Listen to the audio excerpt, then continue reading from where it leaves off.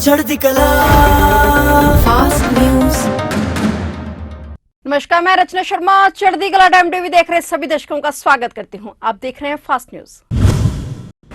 असम में एक बार फिर से कुदरत का कहर बरसने पर अब तक करीब 20 लोगों की मौत हो चुकी है। असम राज्य आपदा प्रबंधन प्राधिकरण के मुख्य कार्यकारी अधिकारी जीडी त्रिपाठी ने बताया कि राज्य भर में ऐसी घटनाओं से कुल 95,239 लोग प्रभावित हुए हैं। बता दें कि 14 अप्रैल से लेकर अब तक राज्य के 22 जिलों के 1,410 गांवों में फैले 80 राजस्व मंडलों में तूफान और बिजली गिरने की अलग अलग घटनाएं सामने आई हैं। इसके चलते बहुत सी जान और माल का भी नुकसान हुआ है। जीडी त्रिपाठी ने यह भी बताया कि इस महीने 19 मौतें हुई हैं। वहीं अगर पिछले महीने मार्च की बात करें तो उसके अंत में एक मौत की घटना सामने आई थी। पाकिस्तान के प्रधानमंत्री शहबाज शरीफ ने भारतीय पीएम नरेंद्र मोदी के एक पत्र का जवाब दिया, जिसमें उन्होंने दोनों देशों के बीच सार्थक जुड़ाव की पेशकश की। बता दें कि हाल ही में शहबाज शरीफ पाकिस्तान के 23वें प्रधानमंत्री बने हैं। इसके बाद पीएम मोदी ने उन्हें बधाई देते हुए एक पत्र लिखा, जिसमें उन्होंने दोनों देशों के बीच रचनात्मक संबंध की बात कही थी। वहीं पीएम मोदी के इस पत्र का शहबाज शरीफ ने जवाब दिया है, जिसमें उन्होंने भारत और पाकिस्तान के लिए पारंपरिक शांति और समृद्धि के हित में जम्मू कश्मीर विवाद को हल करने का आश्वासन दिया। शरीफ ने पत्र में लिखा कि पाकिस्तान भारत के साथ शांतिपूर्ण और सहयोगी संबंध चाहता है। उन्होंने लिखा कि बधाई के लिए धन्यवाद पीएम मोदी। पाकिस्तान जम्मू कश्मीर समेत तमाम मुद्दों पर शांतिपूर्वक हल चाहता है। उन्होंने लिखा कि आतंकवाद से लड़ने में पाकिस्तान का बलिदान सबको पता है।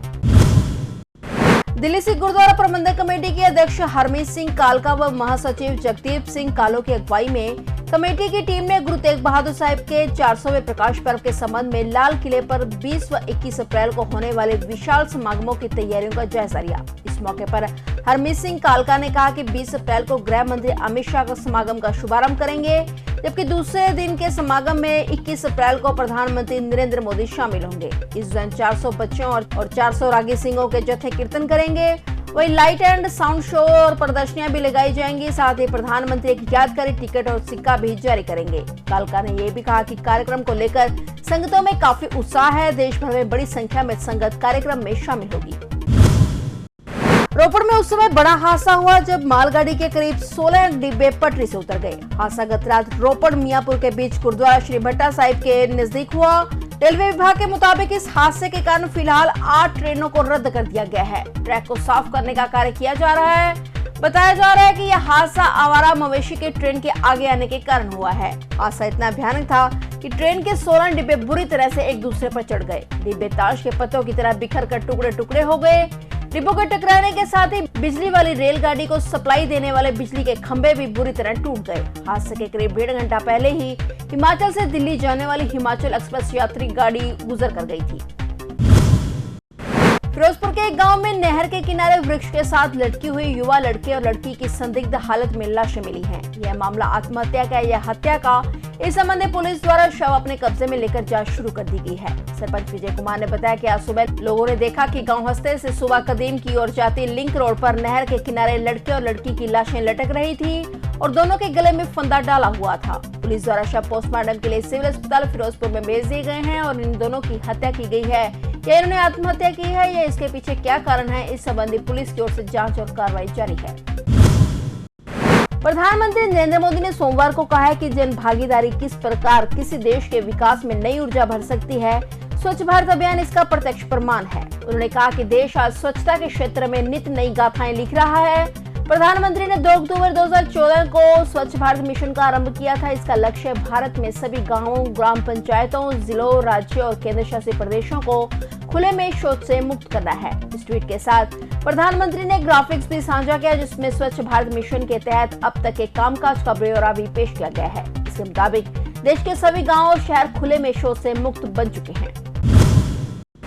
भारत में कोरोना मामलों में बड़ा उछाल देखने को मिला है। भारत में एक दिन में कोरोना संक्रमण के 2183 नए मामले सामने आने के बाद संक्रमितों की कुल संख्या बढ़कर 4,30,44,280 हो गई है, जबकि देश में उपचाराधीन मरीजों की संख्या घटकर 11,542 रह गई है।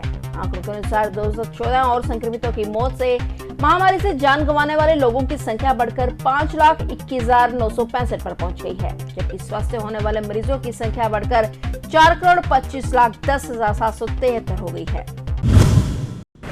देश भर में मस्जिदों में लगे लाउडस्पीकर को लेकर गहराई राजनीति के बीच महाराष्ट्र सरकार का बड़ा फैसला सामने आया है। महाराष्ट्र सरकार के गृह विभाग ने किसी भी धार्मिक स्थान पर बिना अनुमति लाउडस्पीकर लगाने पर रोक लगा दी है। यानी अब लाउडस्पीकर लगाने के लिए पुलिस की इजाजत लेनी होगी।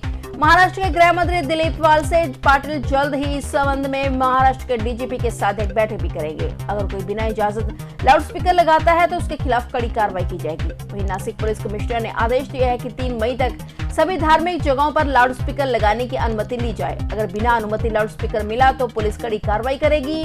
बता दें कि इससे पहले महाराष्ट्र नवनिर्माण सेना प्रमुख राज ठाकरे ने चेतावनी दी थी कि अगर 3 मई तक मस्जिदों से लाउडस्पीकर नहीं उतारे गए तो हिंदू भाई तैयार रहें।